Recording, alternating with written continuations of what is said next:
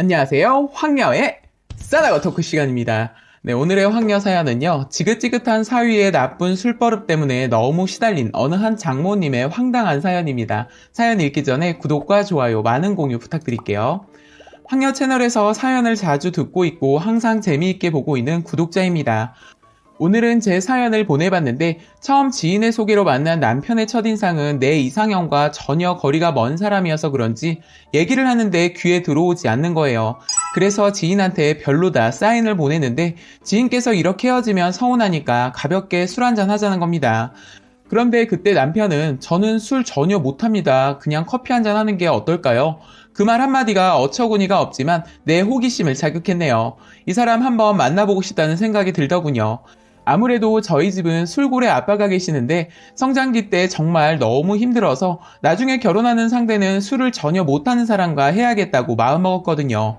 그래서일까요? 외모는 제 이상형과는 멀리 있지만 생긴 것도 나쁘지 않고 무엇보다 술을 안 마신다고 하니 그 남자가 달라 보이더라고요. 정말 생긴 외모는 솔직히 막걸리에 소주 전혀 가리지 않고 먹을 것처럼 생겨서 술 좀 하겠구나 싶었었죠.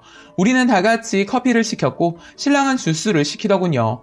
대화를 하다 보니 말도 잘하고 호감도 가고 또 생각지도 않은 행동에 자꾸 관심이 쏠려서 다음 약속을 하고 말았네요. 며칠이 지나고 남편한테 전화가 와서 멋을 한껏 부리고 나갔는데 마침 저녁 시간대여서 저녁을 먹어야겠더라고요. 그래서 삼겹살을 좋아하는 이 사람과 고깃집에 갔는데 사실 삼겹살엔 소주잖아요. 그런데 이 사람 또 음료수를 시키더군요. 저는 고기만 먹기에는 느끼해서 소주 하나 시키고 혼술을 하였죠.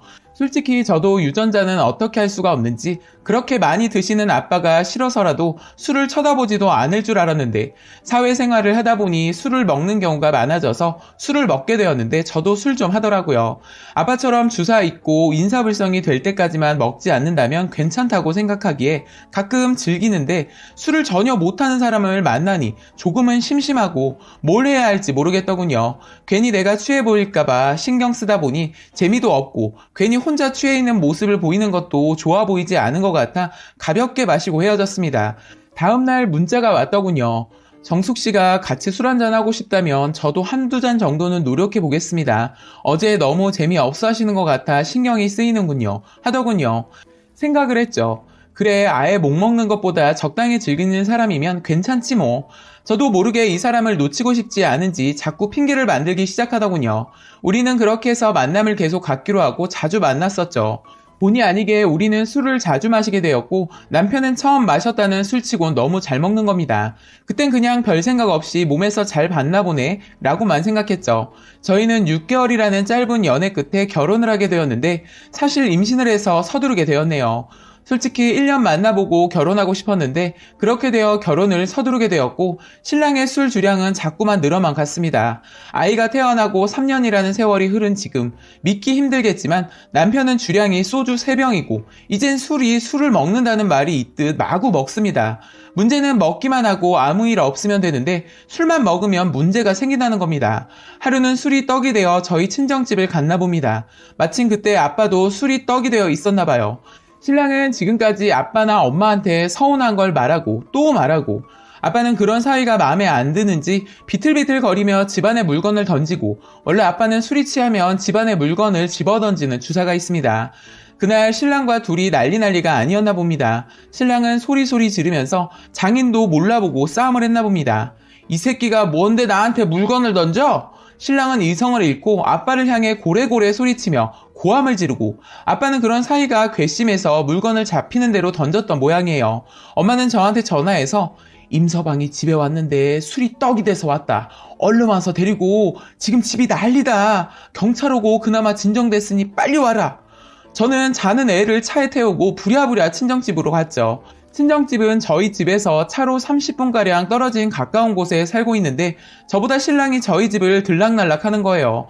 저에게 불만이 있거나 하면 어김없이 술을 먹고 저희 친정집에 가는 거예요. 정말 한두 번도 아니고 이렇게 자주 이런 일이 일어나다 보니 친정 엄마는 그러니까 누가 애 먼저 덜컥 가져서 더 알아보지도 않고 결혼을 해서 이 사단을 만들어. 너가 이사를 가거나 내가 가거나 해결해보자 하시는데 엄마 말이 틀리지 않으니 그래야 하는 거 아닌가 싶더라고요. 일주일에 한두 번씩 이러다 보니 서로 힘들어서 못 살 것 같더라고요. 신랑의 주사가 너무 심해서 신랑 친구에게 살짝 물어봐서 알게 되었는데 신랑 총각 때 저 만나기 몇 년 전까지만 해도 술꾼이었다고 하는 거예요. 친구들에게도 실수 많이 하고 말 못할 일까지 있어서 술을 끊게 되었다는 얘기를 해주더군요. 그 무렵 저를 만난 거고요. 그래서 저에게 술을 못한다고 당당하게 얘기를 했던 모양이에요. 속아서 결혼한 게 화가 나서 따지고 들었더니 너가 좋아서 선택했고 네가 술을 권해서 너를 위해 마시게 되면서 다시 먹게 되었는데 누굴 탓하는 거야? 그러는 겁니다. 사실 저의 탓도 있지만 그런 먹을 줄 안다고 사실대로 말을 했어야지 속인 게 분하더군요. 그래서 아니 사실 술도 그래. 적당히 먹고 즐겁게 지내면 안 돼? 왜 오늘이 마지막인 마냥 부어라 마셔라 끝을 보냐고. 도대체 술 먹다 죽고 싶어서 그래? 했더니 너 때문에 내가 이렇게 됐어. 나는 안 먹어보려고 노력했고 네가 나를 술독에 빠지게 한 당사자야. 아주 같은 말을 수십 번 하고 처음 만난 날부터 과거 얘기에 안 좋았던 일까지 또 말하고 또 말하고 아주 녹음 테이프를 틀어놓은 것 같더군요. 듣다 듣기 싫어서 그만 좀 하라고, 비싼 술 먹고 그만 좀 떠들고 자라고 해도 제 말은 듣지도 않고 계속 떠들어댑니다. 이런 주사를 친정 가서 제 흉을 보면서 정수기가 밥을 안 해줘요. 게으르고요. 애만 챙겨요. 또 저를 미워해요. 이러고 엄마 아빠께 말을 하나 보더라고요. 그걸 듣고 있던 아빠도 술 한잔하면서 달래다 취해서 아빠 역시 주사가 시작되고 이러니 엄마가 괴로워서 더는 못하겠다 하신 거예요. 하나도 힘들어서 지긋지긋한데 아주 혹까지 붙어서 나를 잡아 먹으려고 하네 하시는데 너무 죄송하고 해서 조만간 이사를 하려고 알아보고 있었는데 어김없이 오늘도 신랑은 뭐가 또 불만이었는지 친정을 갔다는 겁니다. 사실 1년 전에는 아빠랑 남편이랑 술 먹다 싸워서 경찰서도 간 적도 있었는데 오늘 또 그날처럼 둘이서 치고받고 했나 봅니다. 둘 다 술이 깨고 나면 서로 미안하다, 잘못했다, 아주 가관이 아닌 이 두 사람. 2년 동안 우리를 너무나 심하게 괴롭히고 있어서 작심하고 남편의 주사를 고쳐버려 마음을 먹었습니다. 엄마가 이사를 가기로 하고 저희 집과 아주 멀리 떨어진 지방으로 가버리셨습니다. 저희가 이사를 하려면 아무래도 신랑의 직장도 걸리고 아무리 멀리 떨어진다 해도 한두 시간 거리더라고요.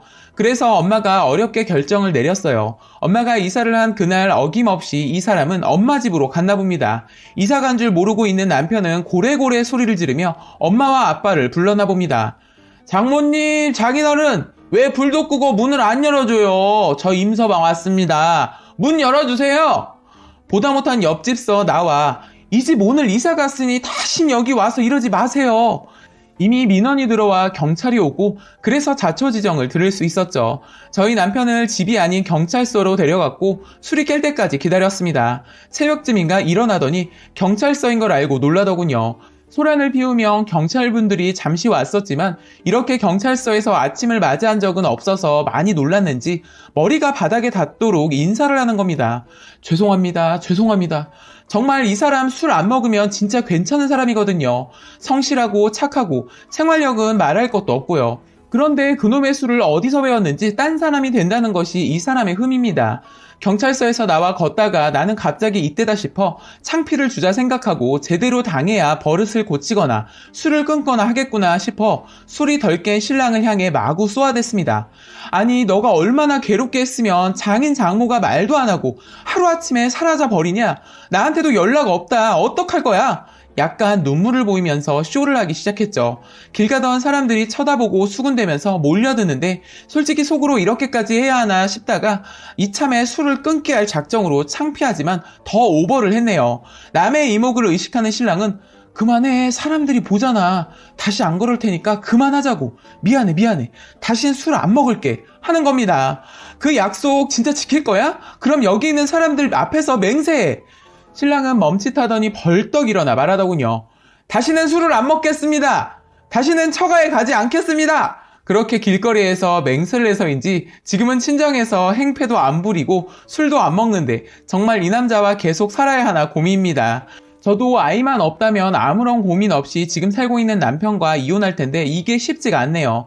이 남자와 끝까지 잘 살 수 있는 방법이 뭐가 있을까 심각하게 고민 끝에 사연을 올려봤습니다. 정말 너무 답답하고 바보 같다. 그냥 헤어져라. 이혼하라기보다는 부디 현명하고 좋은 말씀 부탁드리겠습니다. 라고 사연 올려주셨습니다. 오늘의 사연 여기까지였고요. 많은 공유와 여러분들의 생각이나 느낀 점이 있다면 댓글로 표현해 보시기 바랍니다.